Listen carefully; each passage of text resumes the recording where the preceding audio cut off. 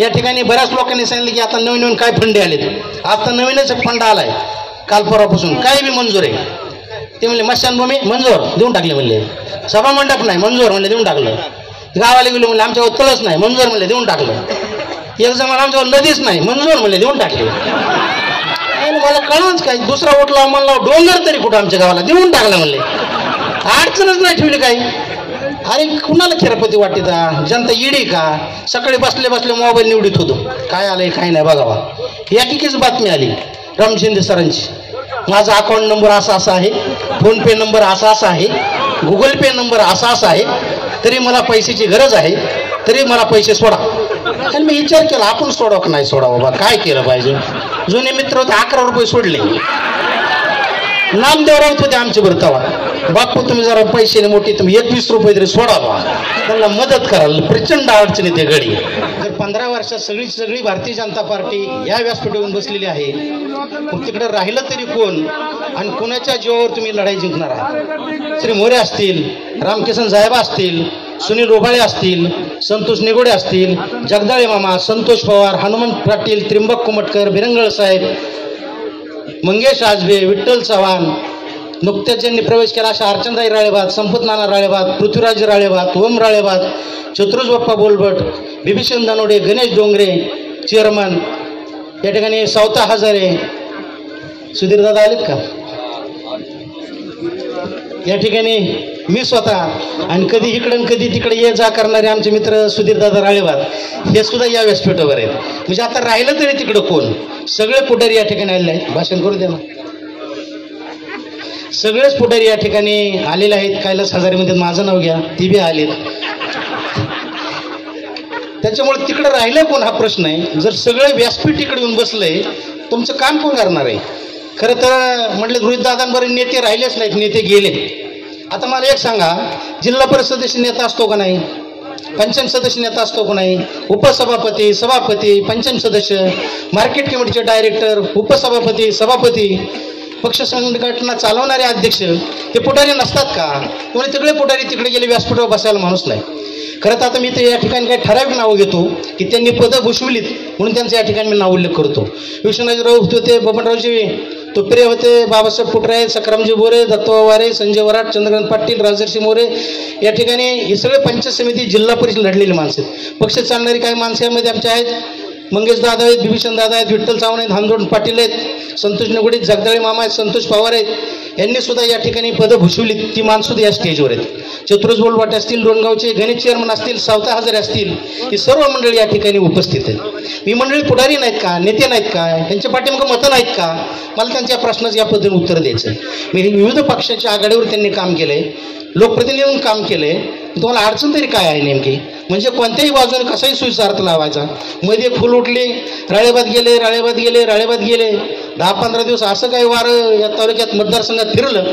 खरं तर या व्यासपीठावर बारकाईने पाहिलं, चंद्रकांत राळेबाद याच व्यासपीठावर आहेत, शहाजी राळेबाद, संभाजी राळेबाद, सुधीर राळेबाद, अमोल राळेबाद, महेंद्र राळेबाद, कुंडल राळेबाद, अर्चनताई राळेबाद, पृथ्वीराज राळेबाद, संपतनाथ राळेबाद, ओमराज राळेबाद, प्रशांत राळेबाद, रवींद्र राळेबाद. दम लागला एवढी राळेबाद आहेत.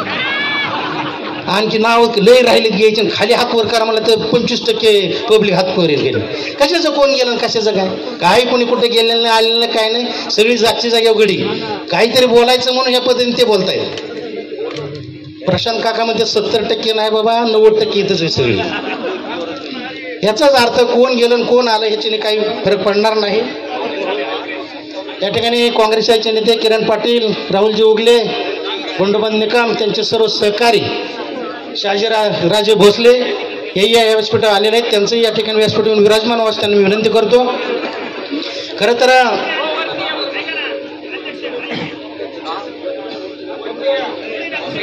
दादाकडे गुन्हाकाराचं गणित आहे म्हणून एवढी गर्दी, एवढी व्यासपीठाने एवढे प्रवेश या ठिकाणी झालेत.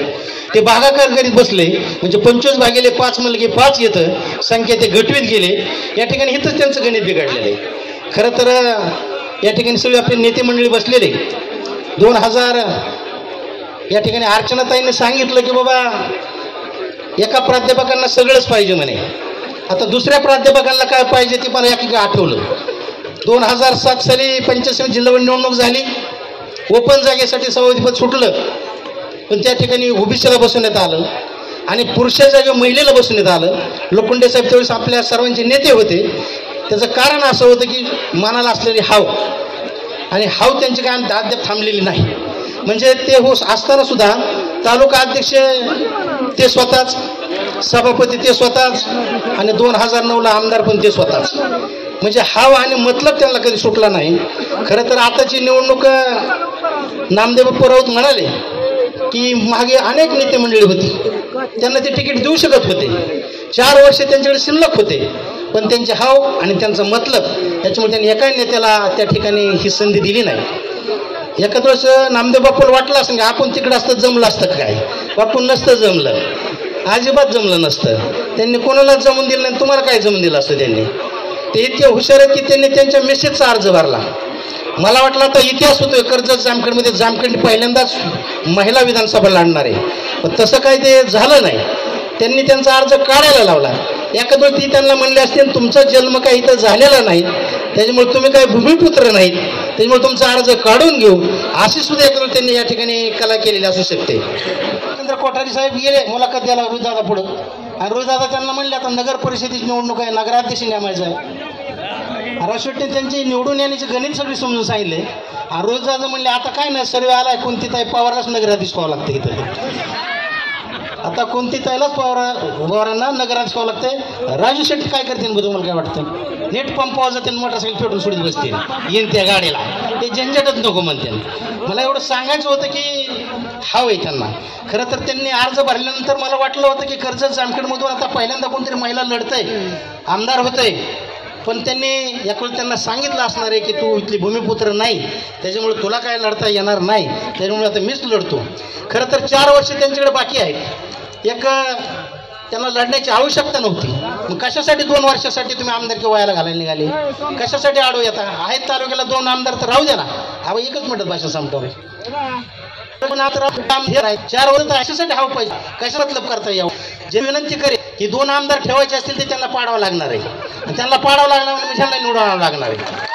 करते 2 जण 2 सभागृहात काम. मुंबईला गेलं तर विधानसभेचं सभागृह हे हिरवगार आहे, सगळे मॅटिनी खुर्च्या कलर हिरवाई.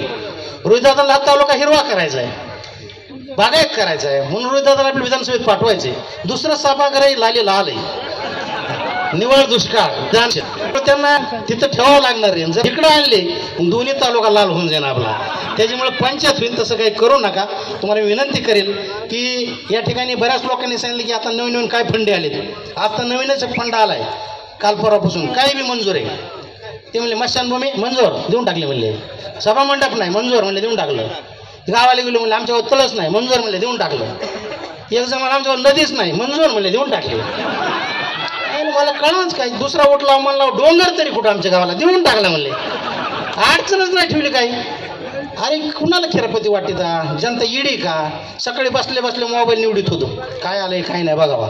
एकीच बातमी आली राम शिंदे सरांची, माझा अकाउंट नंबर असा असा आहे, फोनपे नंबर असा असा आहे, गुगल पे नंबर असा असा आहे, तरी मला पैशाची गरज आहे, तरी मला पैसे सोडा. आणि मी विचार केला आपण सोडावं का नाही सोडावं, बाबा काय केलं पाहिजे. जुने मित्र होते 11 रुपये सोडले. नामदेव राऊत होते आमचे बरं तवा, बापू तुम्ही जरा पैशाने मोठी, तुम्ही 21 रुपये तरी सोडावा, त्यांना मदत कराल, प्रचंड अडचणी ते गडी. अरे इकून म्हणायचं सोन्याचा चमचा, इकून म्हणायचं 1000 कोटीची प्रॉपर्टी, लढता कशाला? गडी मोठा आहे तर लढूच नाही ना. आता वर्गणी मागत येत. गेल्या वेळी पक्षाचं लय घबाड आणलंय, आता पक्षाचं लय घबाड आले. आता जनतेच्या अकाउंटला आहेत थोडे थोडे पैसे, गुगल पे फोन पेला मला ती बी मारून टाका मला, मग हिकून बी पैसे काढून घ्यायचा धंदा आहे. आता तर दादाची एकच शेवटचा किस्सा सांगून खाली बसतो. रोहितदादा लय हुशार आहे, त्याने अशी कोंडी करून टाकली 23 तारखेची निकालाच्या दिवशी. 2009ला मासे मतमोजायला आले नाहीत, 2014ला सुद्धा ते मतमोजायला आले नाहीत. 2019ला कुठून बुद्धी सुटली काय, डायरेक्ट मतमोजायला 10:30 वाजताच गेली. तिथं बसले मतमोजीत, मागं मागं मागं मागं मागं अशी मागं पडले. रोहितदादांनी त्यांना मागच्या दाराने काढून दिलं. आता त्यांना प्रश्न असा पडलाय, मत मोजायला जावं आणि परत मागच्या दाराने निघायची बारी, तर काय करायचं? कर्जतला जावं रोहितदादा अचानक भेटलीच पुढे, तर काय करायचं? आणि बसाव चोंडीच्या घरी आलेच रोहितदादा फेटा बांधायला, तर काय करायचं? बांधा म्हणले मला फेटा, झाली का पंचायत? दादा तुम्ही मागच्या वेळेस लई चूक केली कडे ह्यावेळेस करू नका. फेटा बांधायला जाताना आम्हाला सगळ्यांना संघ घेऊन जा. आम्ही तुमच्यासाठी मागे काम केले, 5 वर्ष केले, आता बी करतो. मागच्या वेळेस लीड होता 43,000चा, आता तुम्हाला 1 लाखाचा लीड कर्जत जामखेडमधून आम्ही तुम्हाला देवडे असताना सांगतो. आता फेटा बांधायला येते म्हणल्यानंतर त्यांनी जायचं कुठं? ते मुंबईला जाणार आहेत. मुंबईला डायरेक्ट मुंबईला जाणार आहे ते. आणि निवांत कर्जत जामखेडमधलं वातावरण शांत झालं 2 मिनिट.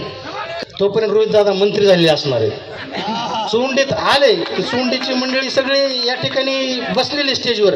सुनील आबा आहेत, सतीशराव आहेत, बाळासाहेब देवकर आहेत, त्यांची सर्व टीम आहे.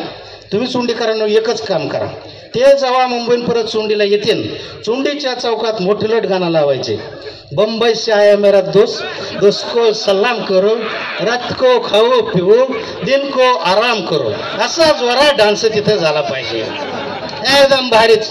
चिंचाच्या झाडाखाली मस्त बाज टाकून द्या, मस्त हवा खायला त्यांना झोपून द्या, आराम करतील, हवेशीर राहतील. ही दगदगन कुटाणा त्यांच्या मागे काही तुम्ही लावू नका. म्हणून मी तुम्हाला एवढी विनंती करेल की उद्याच्या येणाऱ्या 20 तारखेला कोणीही गाफील राहू नका. सकाळपासून संध्याकाळपर्यंत झटा, बुथवर झटा. आता फोनवर बसून पाहुणराळाला सांगा, मित्रांना सांगा, नातेवाईकांना सांगा. आणि 20 तारखेला सकाळी 6 वाजल्यापासून संध्याकाळी 6 वाजेपर्यंत बूथ कुणी सोडू नका. मतदान घडून आणा. दादाने 5 वर्ष आतोनात आपली सेवा केली. आपल्याला त्यांसाठी 1 दिवस द्यायचा आहे आणि आजपासून मोजले तर 8 दिवस द्यायचे. एवढीच तुम्हाला या ठिकाणी विनंती करतो. तुमच्या पुढं नतमस्तक होतो आणि नागेश्वरचरणी प्रार्थना करेल की आमच्या दादाला आम्ही आमदार म्हणून दुसऱ्यांदा पाठवू. तुम्ही मात्र यातने त्यांना नामदार म्हणून घेऊन यावं, अशा पण सर्वजण या ठिकाणी प्रार्थना करू. या ठिकाणी थांबतो. जय हिंद, जय महाराष्ट्र. धन्यवाद.